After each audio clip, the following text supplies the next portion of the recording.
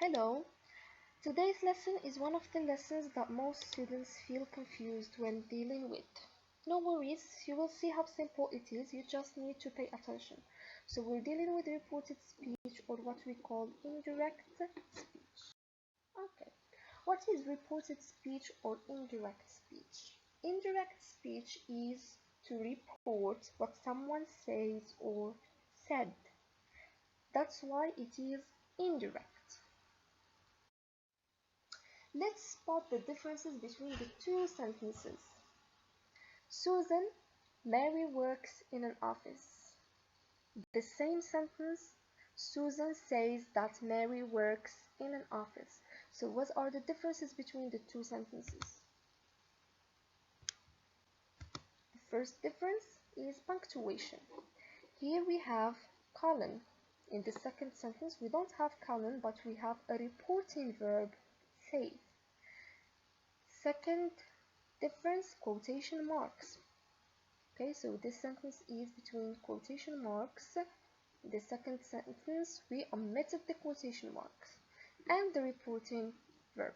Okay, so in the first sentence we have only one verb, which is works. Mary works in an office.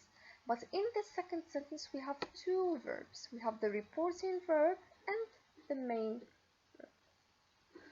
We can notice here that the verb didn't change. Says that Mary works in an office. Mary works in an office. So nothing changed here in this sentence. And we're going to see why in the following slides. Other reporting verbs we may have: say, order, tell, complain, ask, and mention. And there are plenty of reporting verbs that we can use. Again, let's spot the differences. Susan, Mary works in an office. So we have the same sentence. Mary works in an office.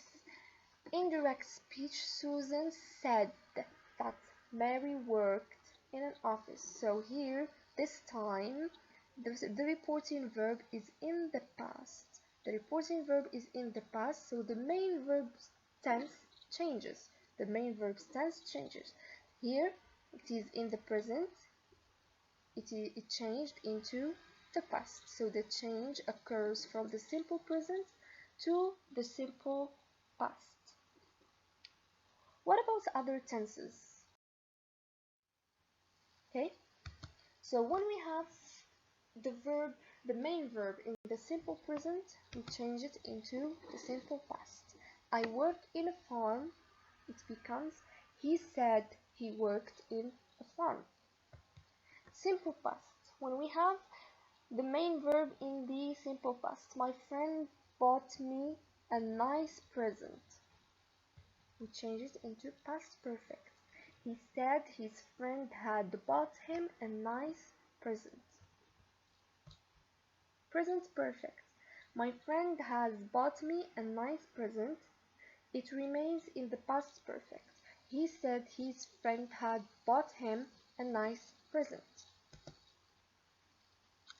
I will stay with my friend for a couple of days. So here we have a modal verb, will. I will stay with my friend for a couple of days. Sally said. Sally said. She would stay with her friends for a couple of days. She would stay with her friends for a couple of days. So will changes into would. There are other changes, which are the pronouns. I changed into she. My, her. How can we know which pronoun shall we use? So here we have to pay attention to the subjects. Okay, the subject will tell us which pronoun to use. There are other changes. Let's have a look at this sentence. I worked in Paris last year. Sammy informed the manager. So this is the direct sentence. Indirect speech. Sammy informed the manager that he had worked in Paris the year before. Again, the quotation marks the reporting verb, the pronouns, and the verb tense. So all these changes occurred. But what is new here is the time expression. Last year, we have to change it to the year before. There are time expressions that we should change from direct to indirect speech.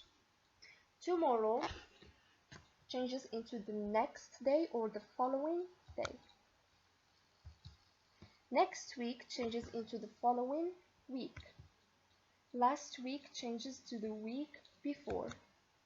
These times changes into those times. Now changes into then. 2 days ago changes into 2 days before. 2 years ago, 2 years before. 2 weeks ago, 2 weeks before. Today or this day changes into that day.